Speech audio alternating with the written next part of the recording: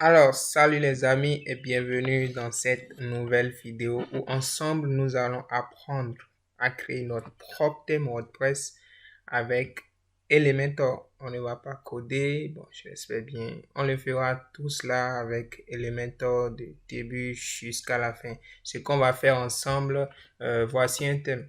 Ce thème-ci est un thème payant disponible sur ThemeForest ou c'est à 39 dollars. Mais ce qu'on va faire comme challenge, c'est de reproduire ce thème-ci.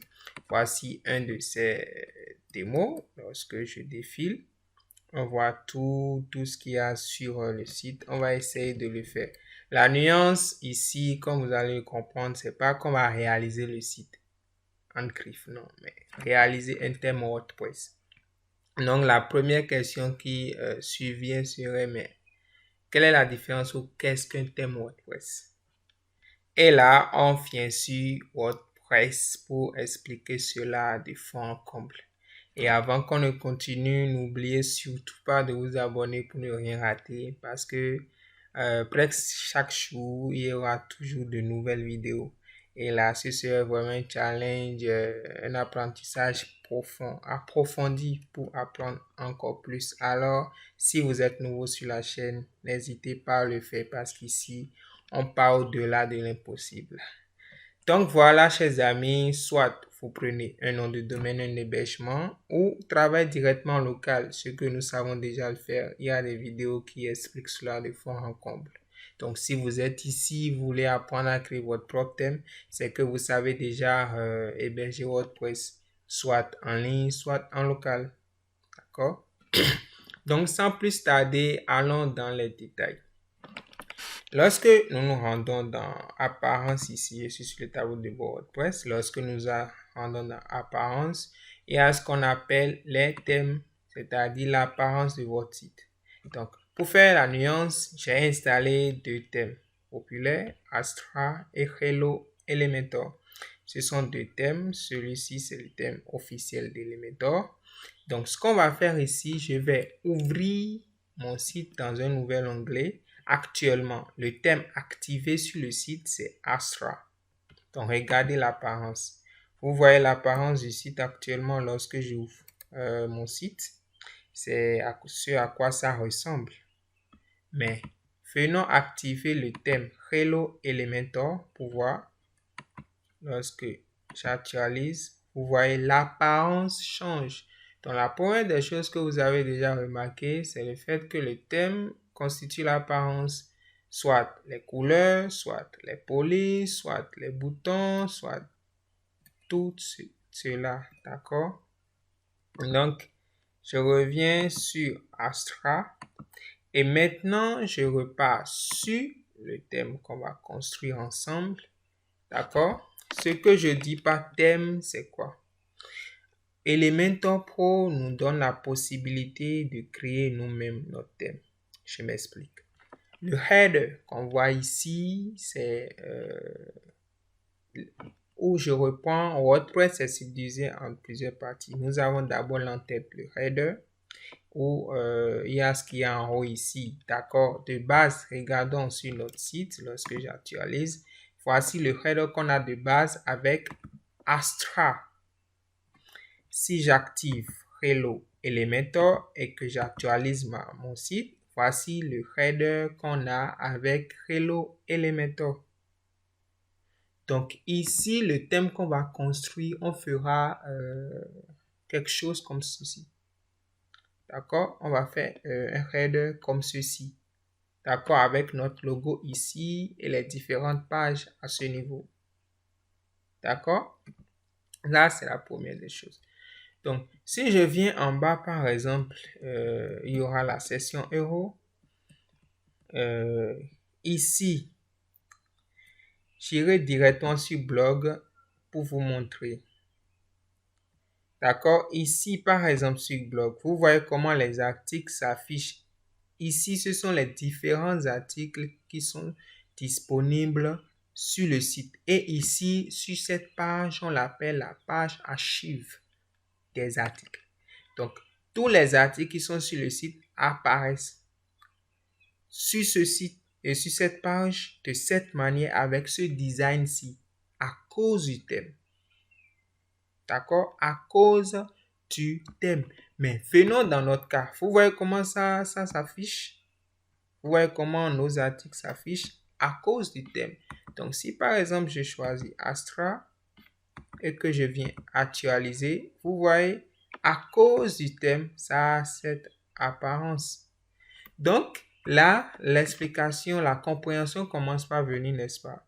Donc, nous aurons pour objectif de personnaliser notre page archive de blog, ou ce serait quelque chose du genre font comme cela. D'accord? Quelque chose font comme cela. Ensuite, si j'ouvre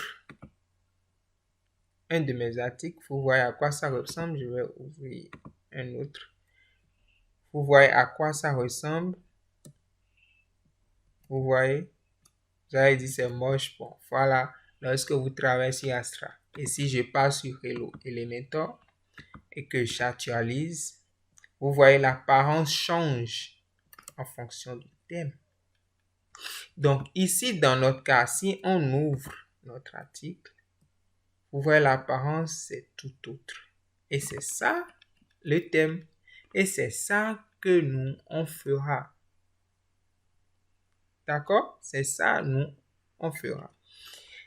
Donc, pour aller encore plus en profondeur pour vous expliquer, je reviens sur la page d'accueil. Si je viens en bas, ici, nous avons ce qu'on appelle les services.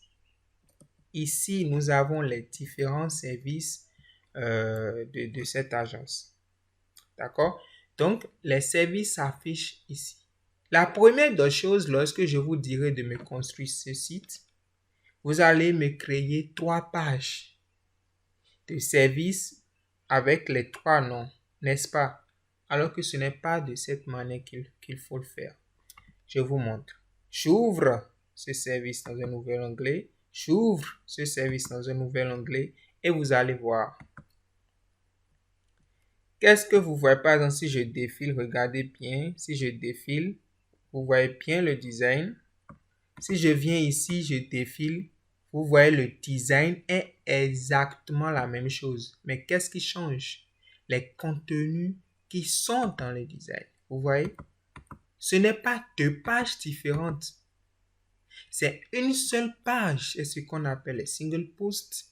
Une seule page unique. D'accord?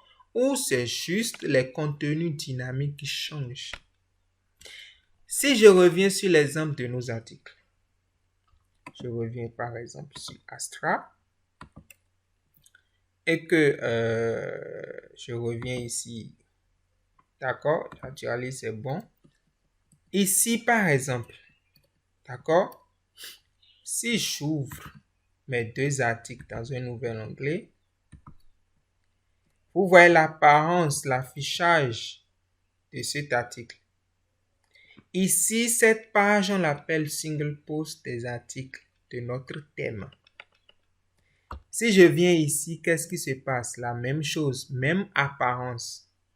Même apparence. Le design est pareil. Si je choisis un autre article, vous voyez, le design est pareil. C'est la même chose.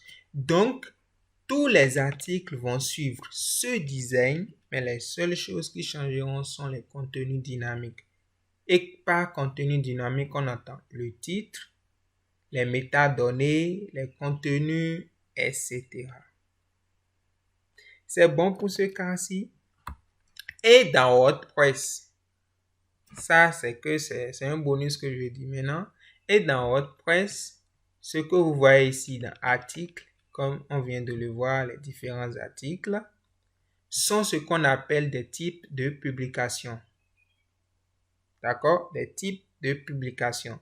Donc ici, dans notre site, au niveau des services, il ne s'agirait pas de créer, d'accord, différentes pages pour les services, mais de créer un type de publication de nom service. Même si vous ne comprenez pas maintenant, vous allez comprendre plus tard. Supposons que vous avez créé 3 pages. D'accord? Vous avez créé 3 pages pour les 3 différents services. Et vous avez livré le site. Ce n'est pas votre site, vous l'avez livré. Et maintenant, le client décide d'ajouter lui-même un autre service. Qu'est-ce qui se passera? Il serait obligé de créer encore une 4e page et de le personnaliser, de faire le design lui-même parce que ce n'est pas quelque chose d'automatique, de dynamique. Donc, il va lui-même créer une page statique et designer ça. Ça, c'est impossible. Il serait obligé de vous contacter et là, ça complique les choses. Mais si vous créez service comme un type de publication, j'ai fait des vidéos sur les ACF sur le site, type de publication, d'accord? Et sur ma chaîne, lorsque vous créez un type de publication service et vous renseignez les champs qu'il faut et vous créez single post pour le type de publication service, lorsque le client va vouloir ajouter lui-même un service où il met le nom, description, les différents prix, les différents services qui sont dans ce service de brand par exemple, lorsqu'il renseigne tout cela, ça viendra automatiquement créer une page dynamique où ces informations seront remplacées automatiquement comme nous pouvons le voir ici. Vous voyez, c'est la même chose. L'image qui change, même chose. On verra tout cela plus tard. D'accord? Il a également, dans ce thème, on va fermer. Tout ça sont des bonus. Normalement, je devais juste faire pour les articles. Mais je vais aller encore plus loin pour voir comment vous pouvez ajouter des projets. Vous voyez, lorsque vous lui soumettez le site et que vous avez juste créé des pages pour différents projets et lorsqu'il va vouloir maintenant ajouter lui-même un projet, il sera obligé de créer une page. Mais là, vous serez amené à créer un type de publication projet, portfolio. Et lorsque on clique dessus, vous allez voir l'apparence qui est dynamique. Ce sont juste des infos dynamiques. Vous voyez CodeLab ici. Il y a l'image CodeLab. Regardez très bien lorsque je choisis un autre projet. Voilà, je prends par exemple Attica Agency. Vous voyez l'image qui change, mais le design est exactement la même chose. Donc, en fait, cette masterclass, vous serez des experts en fait en WordPress. Si par exemple, je clique sur Discover More Projects, vous allez voir maintenant page d'archives des projets. On a vu page d'archives des blogs. On peut également faire page d'archives des services. On peut également faire page d'archives du portfolio, les différents projets. Vous voyez la page d'archives, ça liste tous les projets sur le site.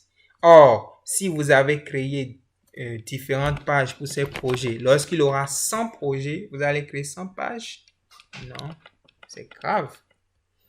J'espère que maintenant ça commence par venir, l'explication commence par venir. Donc, nous allons voir pas à pas comment créer en partant du header. On va créer nos différentes sections. Voilà, les services, on va créer un type de publication avec ACF. On va créer les différents designs. Ensemble, on fera plein de choses. Et ce serait qu'on a créé notre propre thème.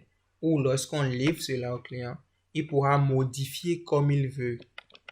D'accord? Il pourra modifier même sans votre intervention. Il change, il met juste ce qu'il veut. Et cela change sur le site sans même qu'il n'ait des connaissances en Elementor. D'accord? Donc, c'est un peu ça.